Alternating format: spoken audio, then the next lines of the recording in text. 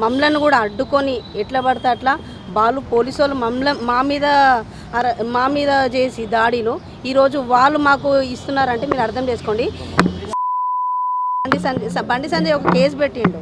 ఏంటంటే బండి సంజయ్ అనే పేరు తీయొద్దు అని. బండి సంజయ్ అనే పేరు తీయొద్దు అంటే కొడుకు పేరు వచ్చినప్పుడు అయ్యే పేరు తీయరా?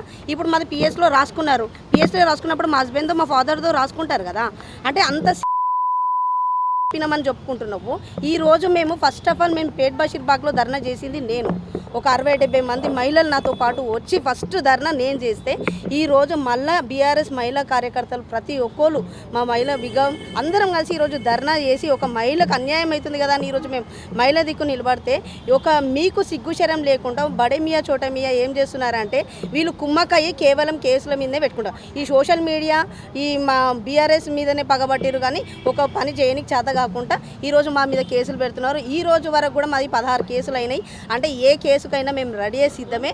మేము దీనికే కాదు దేనికైనా ఇప్పుడు మీకు జరిగినట్టయితే ఈ కొత్త సంవత్సరంలో దాదాపు ఎన్ని మర్డర్లు అయినాయి, ఎన్ని ఏమవుతున్నాయో కళ్ళ ముంగట ఉన్నాయి. రేవంత్ రెడ్డికి కళ్ళు కనిపిస్తలేవా? మరి వాళ్ళ మీద ఏం చేస్తున్నారు? వాళ్ళ మీద ఏం చేయకుండా లోపల పెట్టి మేపుతున్నారే కానీ వాళ్ళకి ఏం చేస్తలేరు. అంటే సిగ్గులేని వ్యవస్థ. అంటే ఇప్పుడు ఏం గవర్నమెంట్ ఉందో అది తెలుసు కాబట్టి మేము కూడా దీనికి చాలా ఖండిస్తున్నాము.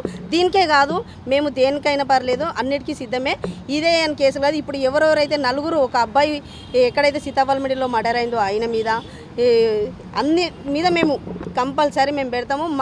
మా సర్పంచ్ను కూడా సూర్యాపేటలో మీరు చూసినట్టయితే మర్డర్ చేసి చంపారు.